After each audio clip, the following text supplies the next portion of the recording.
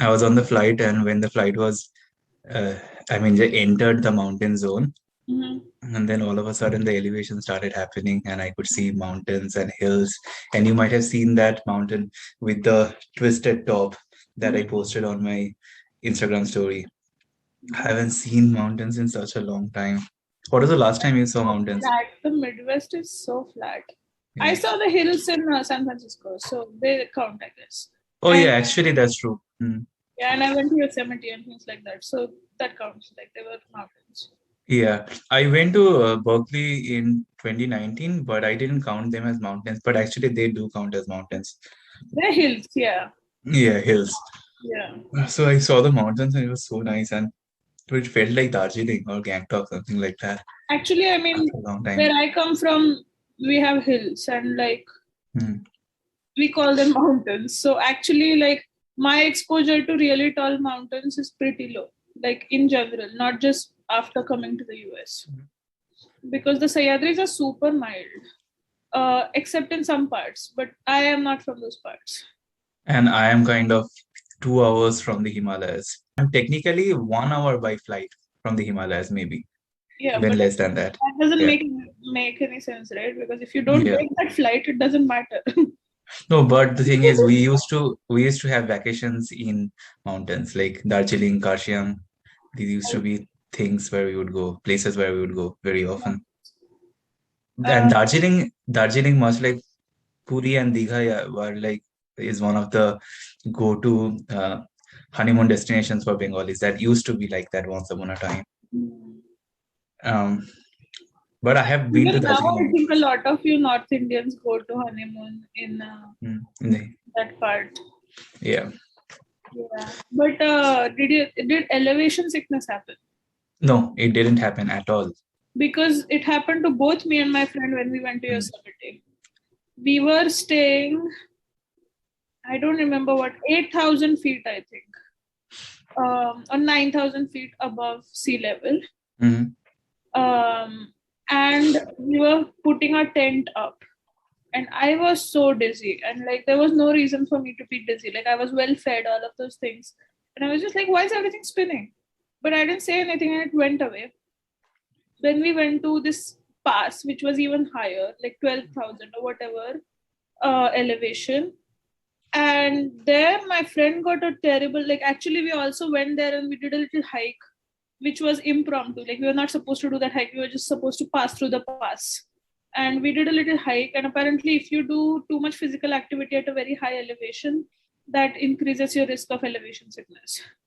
And my friend got a terrible headache because like oxygen basically she didn't have enough oxygen like and we were using it while hiking.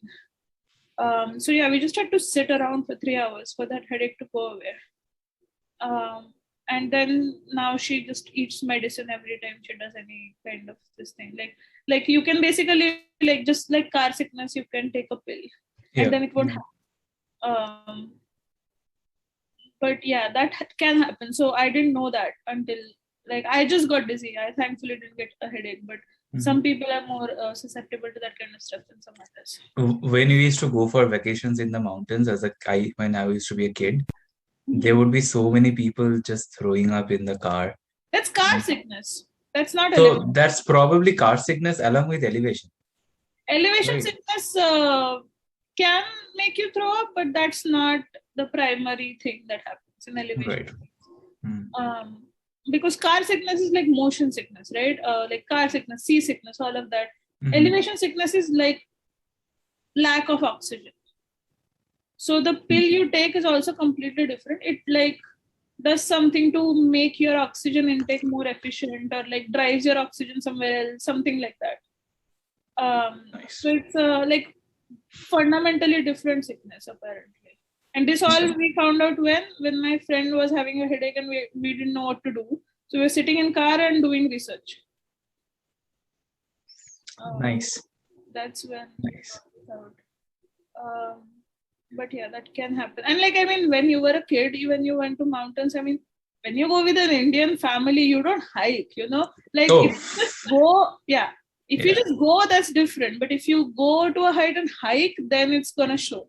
you know. So many students here live with their families, like they got married and they live with families, and they even act like a proper Indian family. It's so weird that Like their Indian friends come, students, huh? In you the mean US, in Indian the US, students? Indian students married to other Indian people. Yeah, yeah, yeah. So whole But I family of mean, Indians. I still have a little hope. Like I still know a bunch of married people who would still go out and Hmm. hike, or like, So I was hearing this story about one such family. Their friends came to visit them, mhm. and all married friends who stay in the US, but they came to Utah, to Salt Lake City, and they were like, just show us around in your car. We won't be hiking or anything. Now, if you're coming to a city like Salt Lake City, Yeah, you can't say things like, uh, show us in your car. We won't hike, because you don't come to Salt Lake City to see the city. You come to Salt Lake City to see the things around the city. yeah. But even then, I mean, a lot of older people, like if my parents ever visit ever, that's what's going to happen. That they won't hike, but given that you have a car, you can still drive them through the sites. It Yeah, like not hiking doesn't equate just seeing the city, right? You can still drive through the nature, yeah. and like of course it's better to hike, but like people's lives have passed and they haven't gotten used to hiking, and now it's not going to happen, you know. Mm. Yeah, but I mean, I also know a fair bit of Indian families with like 3 4 year old kids who will get the kid a little bike and take the kid somewhere, and like all the families on their own bikes doing things, you know. Like of course they won't be doing full-fledged hikes if they have a little child, but they're not like our families, like all of them is what I'm saying. Like some of them do try to expose their kids to hiking and biking and things like that, Mhm. and not just like go somewhere, see the sights and come back. Right. I'm very looking forward to biking all the way to Kanheri Caves in Mumbai when I go back this time. Those caves Yeah. are amazing. I like those caves. The Kanheri Caves? Yeah, and Yeah, they're beautiful. they're in Borivali National Park, no? Yeah, in Borivali National Park. So Borivali National Park is the only place I've seen this. I'm sure it exists somewhere else. That they sell fen wet, like fresh fennel seeds on the street, not the dry thing. Like not like you know what I'm talking about, right?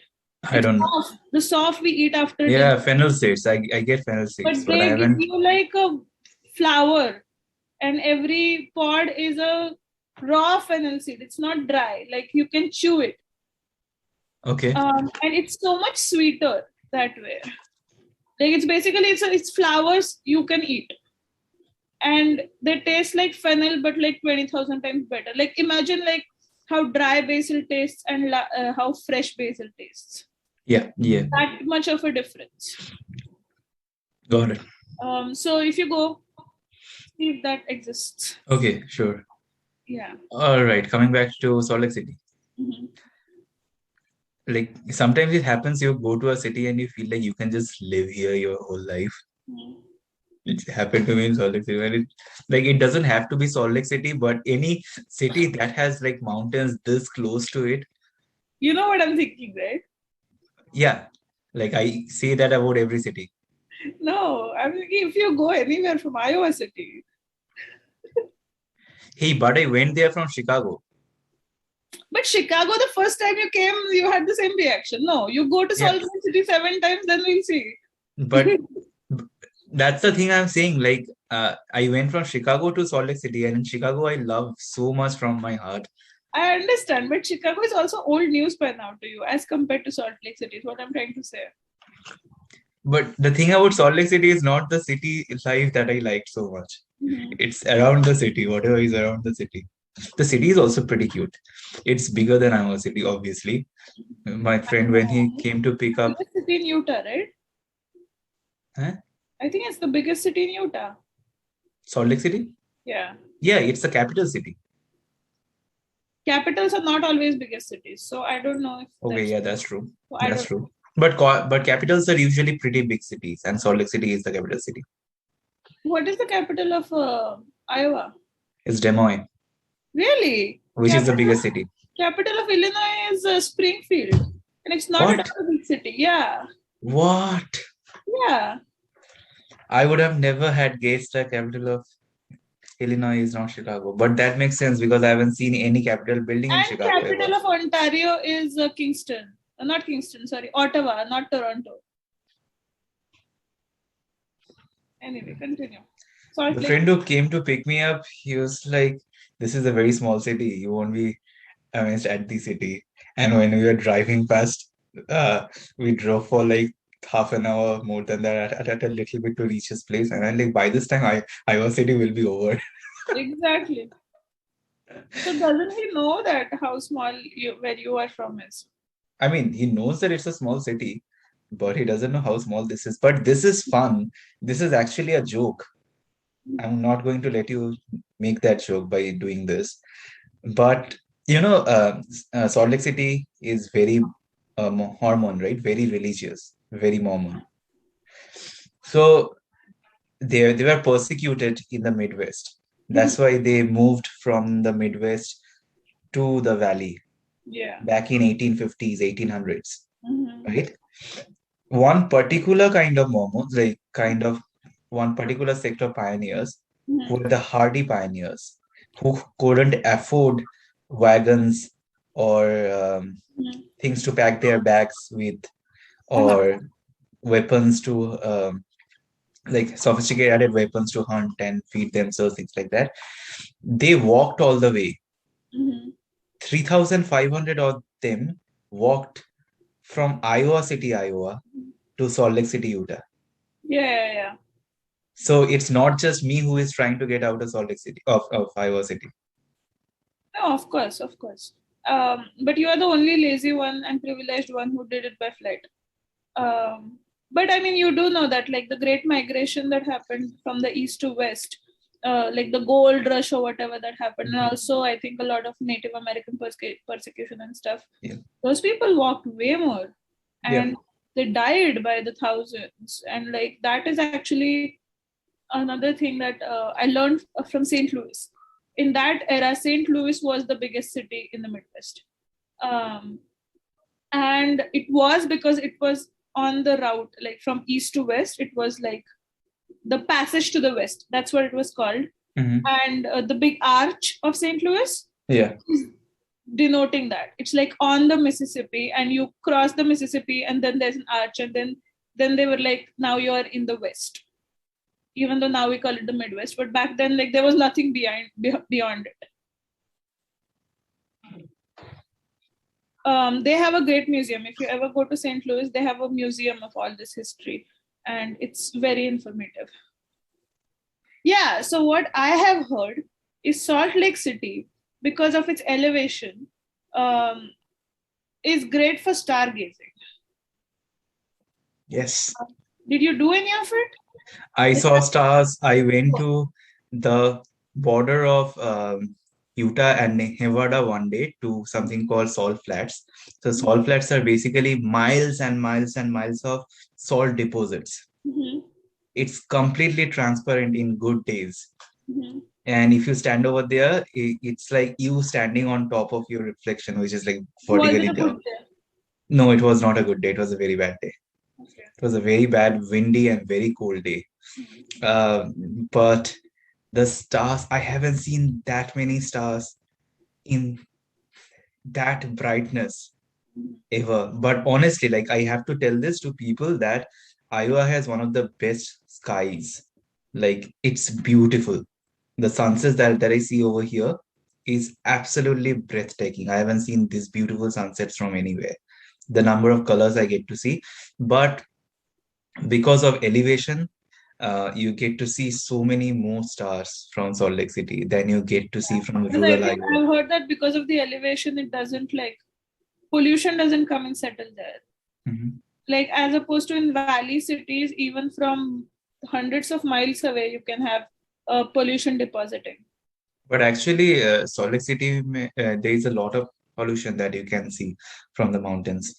A lot of times I have gone for hikes and I have looked at the city and I couldn't see anything. It's almost covered But is it with pollution fog. or is it It's fog? pollution. It is pollution. I see. The people I were with were saying like we are having some bad days now. It's way too polluted. Otherwise, you could see the entire city from here. It's bad. Mhm. But you go outside Salt Lake City Mhm. and you get to see a lot of beautiful things. Yeah. I actually know someone who's an astronomy PhD person, Hmm. and she opens all her talks saying, "I am from Salt Lake City, and that is the reason I am an astronomer." And she's not kidding. Like that's like as a child, she knew she wanted to do this because the sky was so amazing. But here's the thing that has the catch that I was speaking of. Mhm. Like I tried to do stargazing from the peaks very close to Salt Lake City. It Mhm. sucks Why? because the city is so bright. Yeah, of course. I mean, The city is so bright that even if you are on a mountain, yeah. I it think I'm sure the locals have places they go for stargazing. Like Mhm. you can't just go to any peak and do it. And that's far from the city is what I'm saying. Yeah. It's just nothing feels far because Salt Lake City is such a small city that you can drive for Yeah. 40 minutes and you are pretty far from the city. Exactly. Like 40 minutes, you're still in Chicago. Yeah, yeah. Um. It's not like 40 minutes in Chicago. Yeah. Yeah, absolutely. There was one thing. Okay, so one of the pioneers who who came when the Mormons came from Midwest to the Valley, who kind of like one of the people who started the settlement over there was Brigham Young, on whose name the BYU University exists. I It's a see. Brigham Young University. Who, by the way, if you remember, in 2018 they organized a Women in Math conference, and which was hosted by only men. Oh That yeah. created a lot of stir at that time. That's Yeah. the same university. But somehow that university has a great number theory department.